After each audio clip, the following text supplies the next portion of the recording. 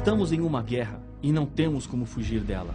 Entre o bem e o mal existe uma grande luta pelo domínio e controle de cada ser humano.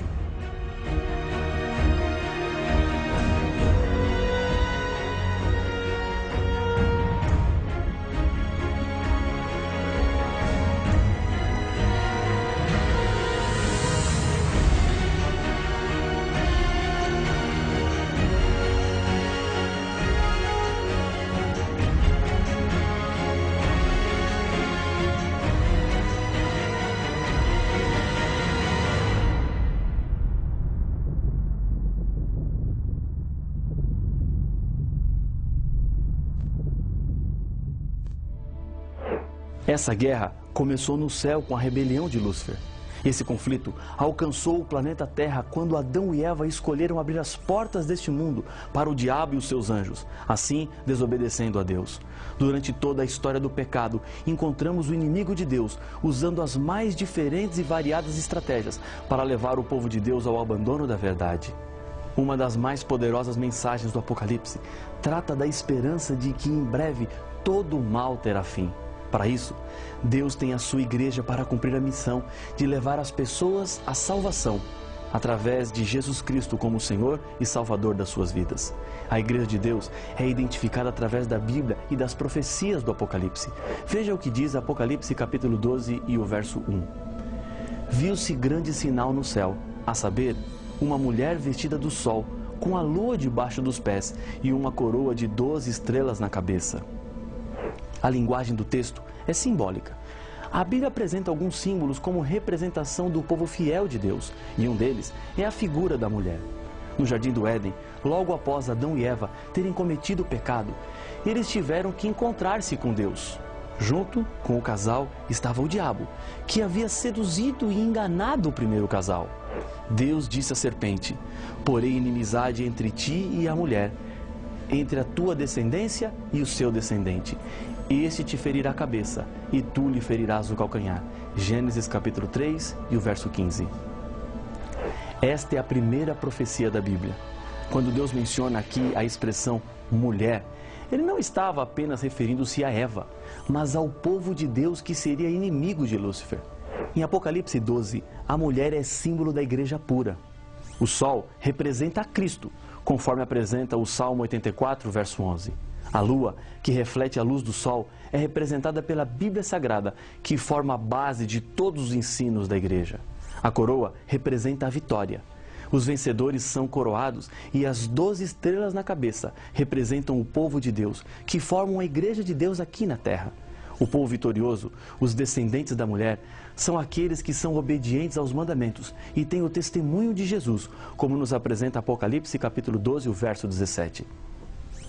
No verso 2, a Bíblia acrescenta um detalhe ao estado da mulher, que achando-se grávida, grita com as dores de parto, sofrendo tormentos para dar à luz. Apocalipse capítulo 12, verso 2. A gravidez, sem dúvida nenhuma, é uma referência ao libertador da igreja, Jesus Cristo. O Salvador estava prometido desde o dia em que o pecado entrou nesse mundo. O profeta Isaías profetizou quanto a Jesus. Porque um menino nos nasceu, um filho se nos deu, o governo está sobre os seus ombros, e o seu nome será Maravilhoso, Conselheiro, Deus Forte, Pai da Eternidade, Príncipe da Paz. Isaías 9:6. Na mesma cena onde está a igreja verdadeira, também aparece o diabo. Diz a Bíblia: "Viu-se também um outro sinal no céu, e eis um grande dragão vermelho, com 7 cabeças, 10 chifres nas cabeças e 7 diademas." Apocalipse capítulo 12 e o verso 3. E o dragão tem um objetivo em mente ao colocar-se diante da igreja. Acompanhe a leitura do texto. "E o dragão se deteve em frente da mulher que estava para dar à luz, a fim de lhe devorar o filho quando nascesse." Apocalipse capítulo 12, verso 4. Herodes decretou a morte de todas as crianças judias quando Jesus nasceu. A profecia bíblica nos disse que o dragão queria devorar o filho da mulher.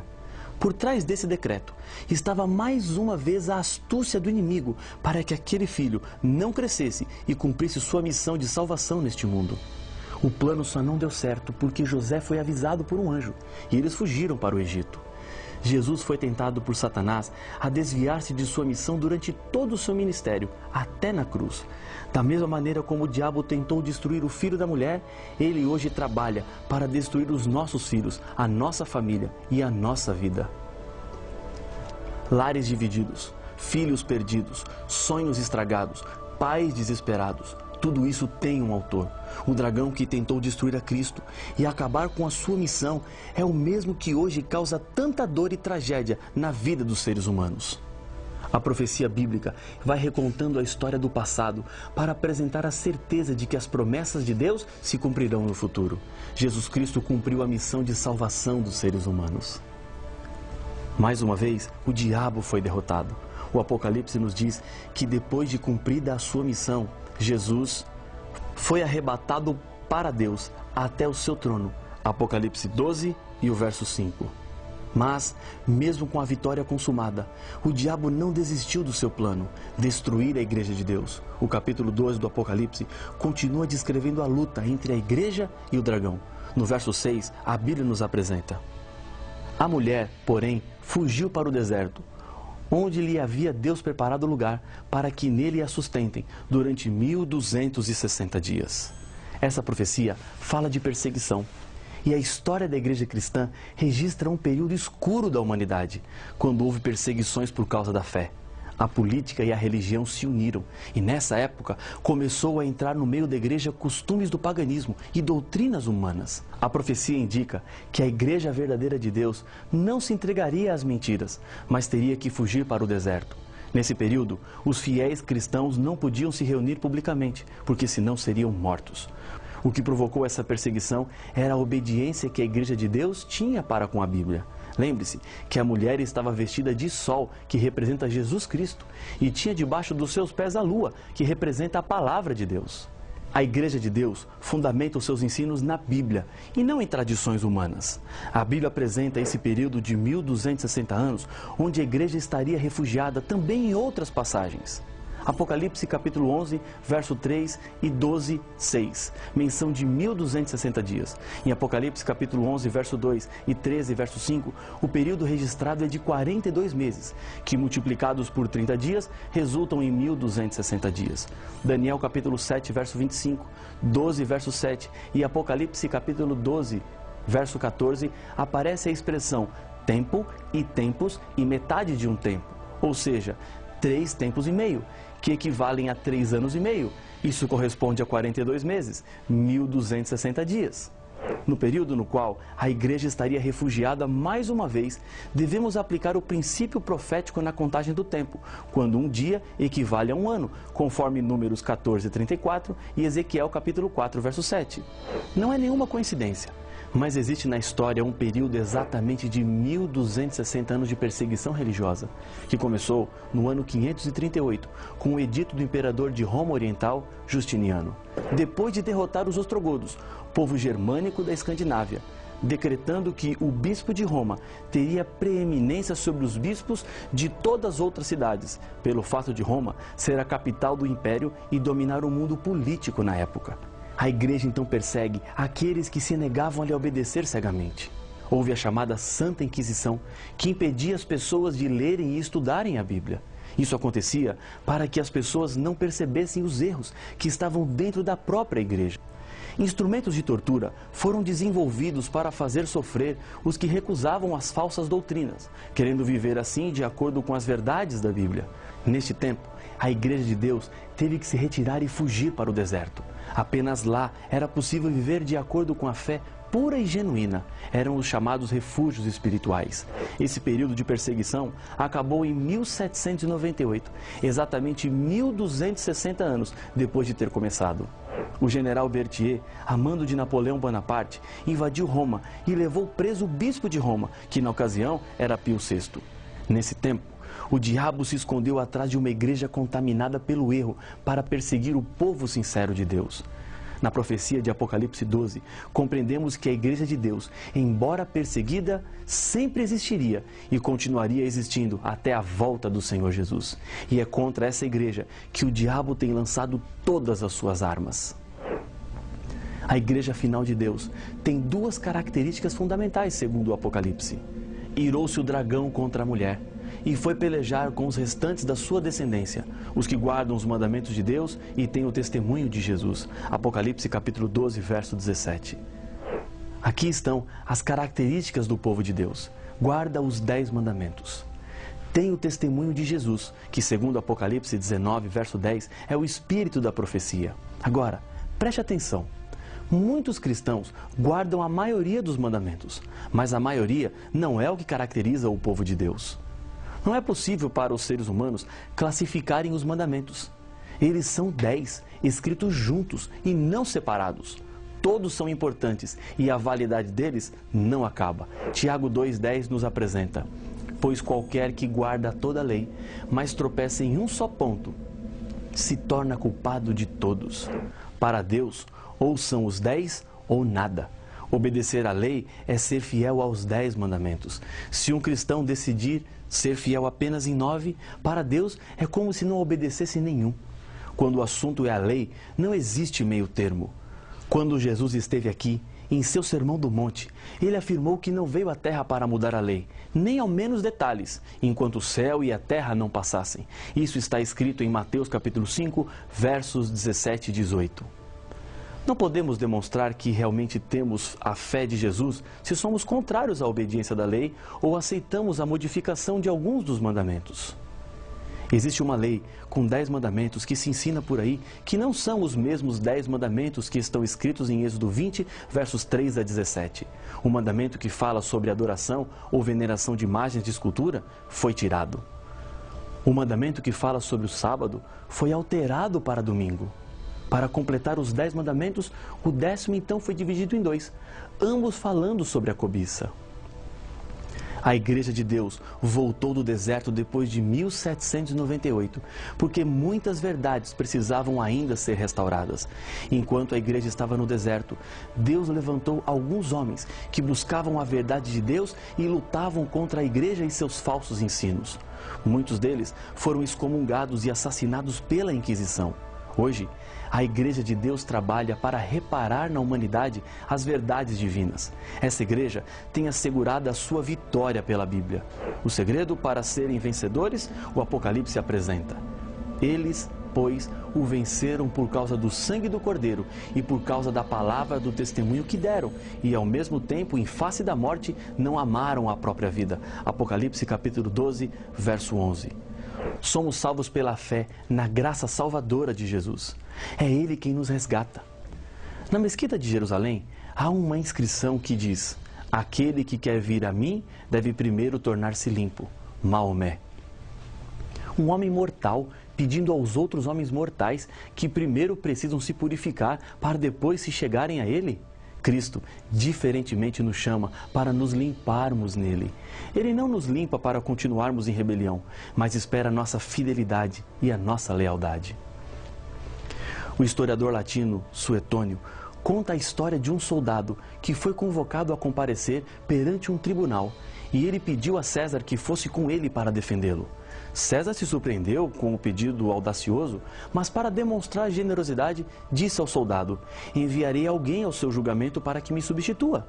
O velho soldado abriu a sua túnica, mostrou uma cicatriz que trazia em seu peito e disse: César, quando em um combate me dei conta que uma lança ia atravessar o meu corpo, não permiti que ninguém me substituísse. Cristo não enviou ninguém para substituí-lo. Ele deu a sua vida por nós. Seremos tão ingratos a ponto de fugir à nossa responsabilidade com respeito a Ele? Assim como a figueira não produz frutos para receber méritos, mas produz frutos porque há uma figueira, o cristão não faz o bem porque é bom, para pagar a salvação. Cristo já pagou o resgate e a obediência que Deus espera acontece porque somos novas criaturas em Cristo Jesus.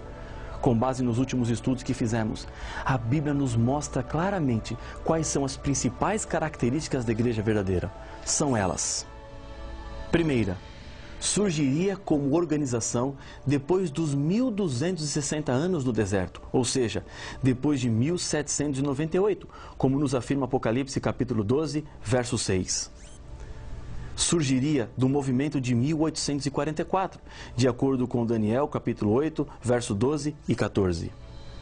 Surgiria como resultado do desapontamento que aconteceria em 1844, predito em Apocalipse capítulo 10, da mesma maneira como a igreja cristã surgiu com o desapontamento da cruz.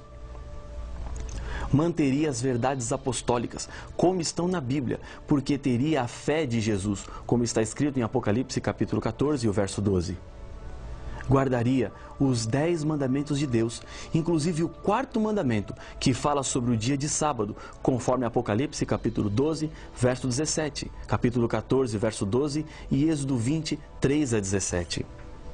Teria o espírito de profecia, conforme Apocalipse capítulo 12, verso 17 e 19, verso 10. Pregaria as 3 mensagens angélicas do tempo do fim, de acordo com Apocalipse capítulo 14, versos 6 a 12. Seria um movimento mundial, pregando a toda nação, tribo, língua e povo, segundo Apocalipse capítulo 10, verso 11. Ensinaria que a salvação é conseguida somente pela fé em Cristo Jesus, pois pregaria o Evangelho eterno, segundo Apocalipse capítulo 14, verso 6 e capítulo 1, verso 5. Apesar do profundo respeito que merecem as pessoas sinceras que existem em todos os grupos religiosos, temos que reconhecer que a única igreja que cumpre estes 9 pontos é a Igreja Adventista do Sétimo Dia. A verdade deve ser levada ao maior número possível de pessoas. Tudo que você ouviu até aqui não deve ficar apenas para você. Leve para outras pessoas. Distribua esse material. Ainda existem muitas pessoas sinceras que precisam ouvir o que a Bíblia tem a nos dizer. Disse Jesus: ainda tenho outras ovelhas, não deste aprisco. A mim me convém conduzi-las. Elas ouvirão a minha voz. Então haverá um rebanho e um pastor. João capítulo 10, o verso 16. Jesus está lhe convidando a fazer parte da igreja dele aqui na terra. Esse é um convite de amor e também um enorme privilégio. E o que devem fazer os que aceitam fazer parte da igreja de Deus? Veja o conselho de Pedro. Ouvindo eles estas coisas, compungiu-se-lhes o coração e perguntaram a Pedro e aos demais apóstolos: que faremos, irmãos? Respondeu-lhes Pedro: arrependei-vos e cada um de vós seja batizado em nome de Jesus Cristo, para a remissão dos vossos pecados, e recebereis o dom do Espírito Santo. Atos capítulo 2, verso 37 e 38. O batismo é o sinal da aceitação das verdades de Deus em sua vida. É o símbolo do novo nascimento, de um novo começo. Essa é uma decisão pessoal que ninguém pode tomar em seu lugar. Lembre-se que Jesus entregou-se por você. E agora? O que é que você vai fazer? Eu sei da sua decisão. E por isso, eu quero lhe convidar a orar comigo agora. Senhor, obrigado por nos mostrar o caminho da Tua igreja verdadeira na terra. Abençoa a nossa decisão, o desejo do nosso coração, em nome de Jesus. Amém.